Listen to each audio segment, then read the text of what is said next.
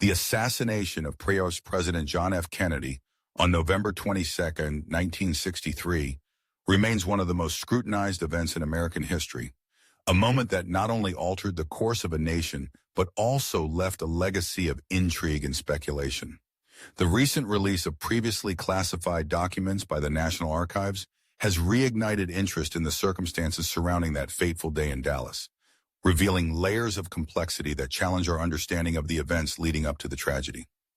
These documents, cloaked in secrecy for decades, provide a glimpse into the clandestine operations of intelligence agencies, the political anxieties of the era, and the broader context of the Cold War. One particularly striking document is a memorandum from a special group meeting held on September 20th, 1962, discussing a project known as Firefly. Initially considered for use over Kamchatka, the project was ultimately disapproved. However, the discussion took a chilling turn when the possibility of deploying it against Cuba was raised, with officials from the State Department expressing enthusiasm for the idea. This revelation prompts a haunting question. Could this project have been a precursor to covert operations against Fidel Castro's regime? The implications are staggering, suggesting that the machinations of U.S. intelligence could have played a role not just in the political landscape of Cuba, but also in the tragic fate of President Kennedy. The documents further illuminate the intricate web of anti-Castro activities that characterized U.S. foreign policy during this period. One such operation involved the use of balloons over Cuba, a detail that underscores the meticulous planning and strategic considerations involved in these clandestine efforts.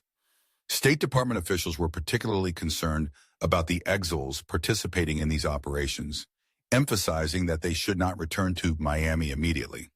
The logistical challenges of obtaining helium for the operation add yet another layer of complexity, revealing how deeply entangled various actors were in these covert initiatives.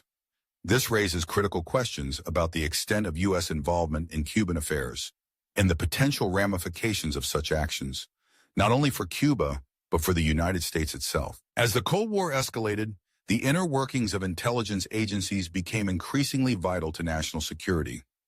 A memorandum detailing a presentation by the Director of Central Intelligence, DCI, to the President's Foreign Intelligence Advisory Board, PFIAB, on December 7, 1962, highlights the intense focus on technological advancements in intelligence gathering. The DCI discussed the progress of the Oxcart project, which involved cutting-edge aircraft capable of extraordinary speeds and altitudes.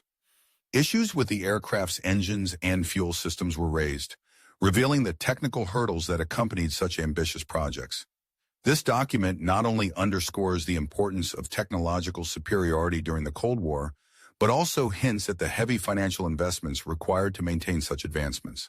Budgetary concerns also surfaced during the PFIAB meeting, where the DCI voiced apprehensions about the military intelligence budget, which constituted a staggering 90% of the overall intelligence effort. He also noted the need for additional funds for operations against Cuba, emphasizing the scale of resources dedicated to these covert activities.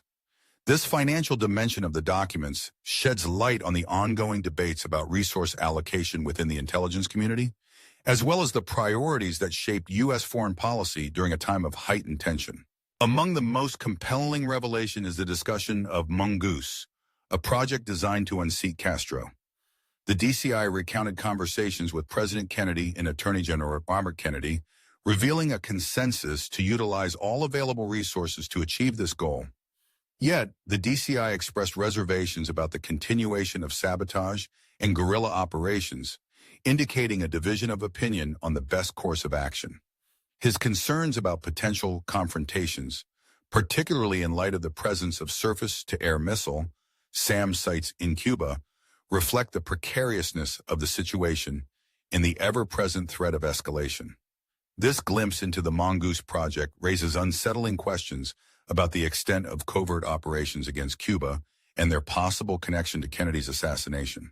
Further documents detail a subsequent meeting of the DCI with the PFIAB on December 28, 1962, where anti-Castro activities and clandestine operations were again at the forefront of discussions. These recurring dialogues underscore the unwavering focus on Cuba and the determination to remove Castro from power, revealing the collaborative nature of these efforts among key intelligence officials. The repeated emphasis on such operations raises the specter of unintended consequences, suggesting that the very actions taken to destabilize Castro's regime could have inadvertently contributed to the climate of violence that culminated in Kennedy's assassination. As we sift through the newly declassified documents, a complex and often unsettling picture emerges. They reveal a world rife with covert operations, intricate intelligence maneuvers, and political intrigue. Rather than providing clear answers, these revelations deepen the mystery surrounding Kennedy's assassination, fueling speculation about potential cover-ups, conspiracy theories, and unanswered questions that linger in the collective consciousness.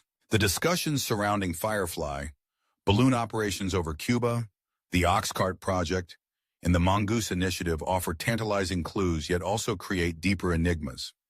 What was the true nature of Firefly, and how close did it come to being implemented against Cuba? How did the anti-Castro operations influence the events leading up to Kennedy's death? Were there individuals or factions within the intelligence community or the government with motives to silence the president? The Kennedy assassination remains a puzzle with many missing pieces, and as we delve into these newly unveiled secrets, we are reminded of the complexities of history. The documents serve as a stark reminder of the importance of pursuing the truth, no matter how elusive it may seem. As we continue to explore the shadows of the past, we grapple with the unanswered questions that not only haunt our understanding of that pivotal moment in history, but also resonate in our present. The echoes of November 22, 1963 continue to reverberate, inviting us to seek clarity amid the fog of uncertainty.